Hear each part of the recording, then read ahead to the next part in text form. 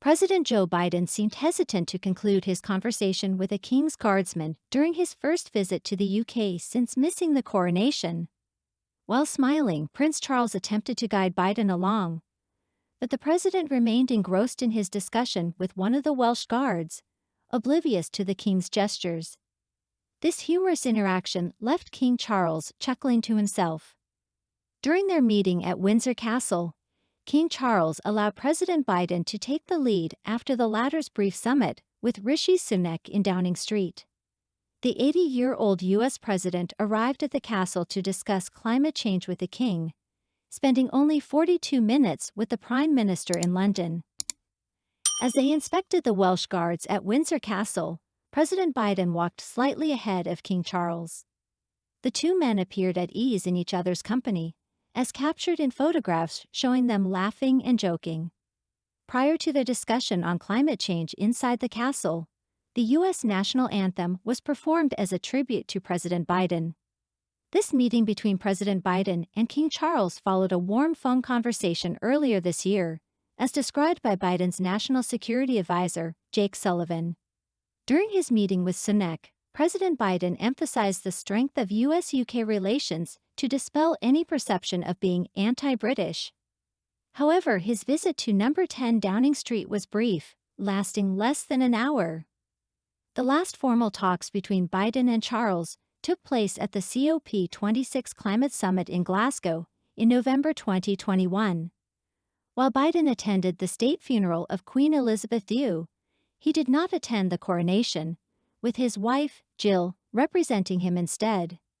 Sullivan expressed the president's immense respect for King Charles' dedication to climate issues, noting his influential role in mobilizing action and effort. Inside the castle, President Biden and King Charles joined participants of the Climate Finance Mobilization Forum, led by Energy Secretary Grant Shapps and Biden's climate envoy John Kerry, among others. After departing Windsor, President Biden headed to Stansted Airport to fly to Lithuania for a NATO summit, where the war in Ukraine and the U.S. decision to supply cluster bombs to the country would be prominent topics. The meeting between President Biden and Rishi Sunak raised concerns about the perceived neglect of the UK's views. Recent disagreements have arisen, such as Biden's dismissal of Ukraine's immediate NATO membership and his endorsement of the EU's Ursula von der Leyen for a top position in NATO. Some conservative MPs expressed frustration, emphasizing the need for a positive response and reminding Biden of the strong alliance between the US and the UK.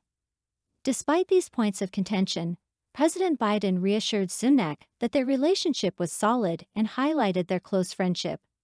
Both leaders discussed strengthening cooperation and joint economic security for the benefit of their citizens.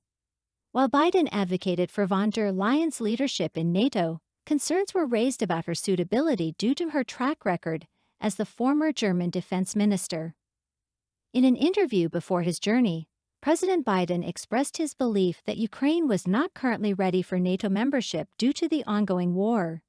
He emphasized the need for unanimity within NATO and pointed out that while conflict persisted in Ukraine, all NATO members would be engaged in war. This stance differed from the UK's more optimistic view on Ukraine's prospects of joining NATO. Dear friend, if you like everything new about the royal family and don't want to miss all the novelties, subscribe to our channel and like it. By doing so, you take part in our development. We work for you.